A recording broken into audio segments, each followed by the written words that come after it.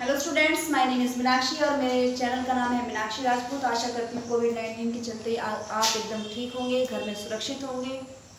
और मेरा आज का जो टॉपिक है वो है वर्ण के ऊपर।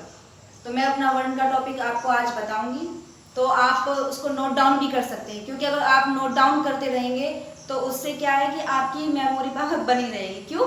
क्योंकि हम अगर कोई चीज़ वर्बली पढ़ते हैं तो उससे क्या होता है कि हम उसे भूल जाते हैं कुछ समय के बाद। अगर वो लिखित में रहता है हमारा, तो क्या होता है कि हम कभी भी खोलकर उसे देख सकते हैं और रिवाइज कर सकते हैं। तो टाइम टाइम पे रिवाइज करते रहेंगे तो हमारा वो चीज़ परफेक्ट हो जाएगी, परमानेंट याद हो जाएगी। तो आज का हमारा टॉपिक है वर्ण। तो मैं आपको पहले बताती हूँ भाषा। भाषा की सार्थक इकाई होती है वाक्य, और वाक्य से जो छोटा होता है वो होता है उपवाक्य। वाक्य से छोटा होता है उपवाक्य। उसके बाद होता है हमारा पदबंध। पदबंध का मतलब होता है अक्षरों को सही तरीके से जोड़ना, यानी कि पद में बना के रखना। ऐसे जैसे हम कोई सीक्वेंस से बना के रखना, उसे कहते हैं हम पदबंध। उसके बाद होता है पद, यानी कि अक्षर। और उसके बाद उससे छोटा होता है वर्ण, यानी कि ध्वनियां, हमारी ध्वनि। आ गया हमारा टॉपिक वर्ण, जो आज मैं आपको पढ़ाऊंगी। वर्ण वह ध्वनि होती है जिसके टुकड़े ना हो सके, यानी कि वह छोटी से छोटी ध्वनि जिसके टुकड़े ना किए जा सके। तो मैं आपको बताती हूँ वर्ण कितने होते हैं। मेरे हिसाब से तो आप मुझे वर्ण बताओगे, हिंदी में तो होते हैं 45 या कुछ और भी हो सकते हैं, लेकिन वर्ण होते हैं हमारे दो तरीके, दो आधार पर वर्ण बांटे गए हैं। क्योंकि जब हम लिखते हैं तब हमारे वर्णों की संख्या बढ़ जाती है, लेकिन जब हम उन्हें सीखते हैं तब हमारे वर्णों की संख्या कम रहती है। तो हमारे उच्चारण में, यानी कि बोलने में, वर्णों की संख्या कितनी हुई? 45, जिसमें हमारे 10 स्वर और 35 व्यंजन होते हैं। लेकिन जब हम इन्हीं वर्णों को लिखित रूप में यूज करने लगते हैं तो कुछ वर्ण हमारे मिलकर कुछ नए वर्णों का निर्माण करते हैं, तो जिससे इनकी संख्या इंक्रीज हो जाती है, यानी कि बढ़ जाती है। तो उच्चारण में हमारे इतने हुए, और लेखन में हमारे वर्ण कितने हुए? 52। तो 52 कहाँ पे बढ़े? 10 तो हमारे बड़े स्वर में, सॉरी 3 बड़े, यानी कि 10 में प्लस 3 कर दिया, यानी कि स्वर हो गए हमारे। और व्यंजन में हमारे 4 बड़े। तो वो 4 कौन से बड़े? 4 संयुक्त व्यंजन। संयुक्त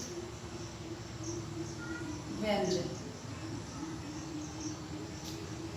अब मैं आपको स्वर बताती हूँ। जो हमारे 10 स्वर हैं वो सबको ही पता होगा, वैसे जनरल ये सबको ही पता रहता है कि हमारे 10 स्वर हैं। लेकिन इसमें जो हमारे बड़े हैं वो कितने बड़े हैं? अ, आ, ई, उ, ये बड़ा है हमारा लिखित रूप में, ठीक है। ए, ऐ, ओ, औ। उसके बाद ये 2 और बड़े हैं हमारे, ये और ये। तो ये तो हमारे स्वर में बड़े हैं। किस में बड़े हैं? स्वर में।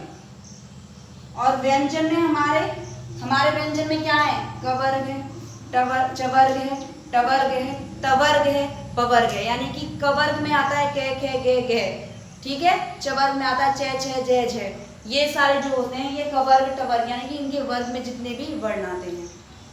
उसके बाद व्यंजन में हमारे जो 4 संयुक्त व्यंजन है, संयुक्त व्यंजन वो बताती हूँ, क्योंकि मैं आपको बता चुकी हूँ कि व्यंजन में हमारे कौन से आते हैं? कवर्ग, चवर्ग, टवर्ग।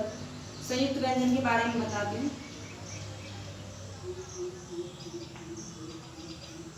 श, त्र, गे और श्रेष्ठ वाला श्र। क्लियर दिखाई दे रहा है आप सभी को? ठीक है। उसके बाद मैं बताती हूँ आपको कि ये संयुक्त व्यंजन किन किन व्यंजनों से मिलकर बने हैं। तो हमारा जो श है, ठीक है, हमारा जो संयुक्त व्यंजन है ये श, वो बनाए, बोल के देखेंगे ना तो इसमें ये ध्वनि निकलेगी क प्लस में श षटकोण वाला श। इनके नीचे मैंने हलंत क्यों लगाया है इसका मतलब भी आप समझते हैं? नहीं समझते तो मैं आपको बता देती हूँ। अगर किसी अक्षर के नीचे कोई भी अक्षर है ये लग जाता है तो इसका मतलब होता है आधा। ये पूरा कब होगा? जब हम इसे प्लस में आ जोड़ देंगे तो ये पूरा पूर्ण होगा तब।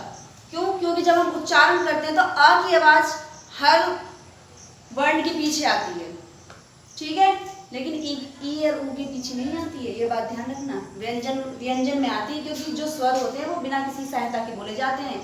जो व्यंजन होते हैं वो स्वर, उनमें स्वर प्लस में होकर मिलता है। जैसे हम तय को खाली इसको बोलेंगे तो ये शॉर्ट में बोलेगा तब, लेकिन जब इसे हम पूरा अपूर्ण ये माना जाएगा जब हम इसमें आ जोड़ देंगे, यानी कि त। आ रही है ध्वनि आ की? आ रही है ना? तो इसी वजह से हमारा क और श इसमें जुड़ गया है। नेक्स्ट है हमारा त्र।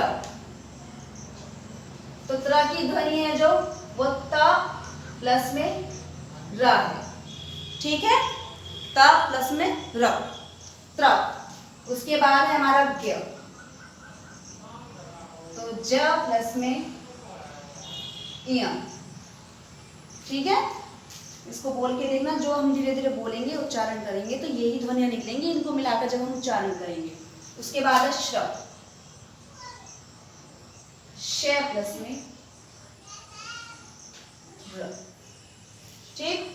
हमारा इतना यहाँ तक का टॉपिक क्लियर हो गया है। आपको मैं नेक्स्ट वीडियो में बताऊंगी अंतस्थ ऊष्म के बारे में, और उसके बारे में उससे आगे बताऊंगी आपको स्वर के बारे में। अगर मेरी वीडियो अच्छी लगी तो प्लीज़ प्लीज़ प्लीज़ लाइक जरूर करना। अगर अच्छी ना लगी तो मुझे बताना क्यों नहीं लगी। Okay, thank you and have a nice day.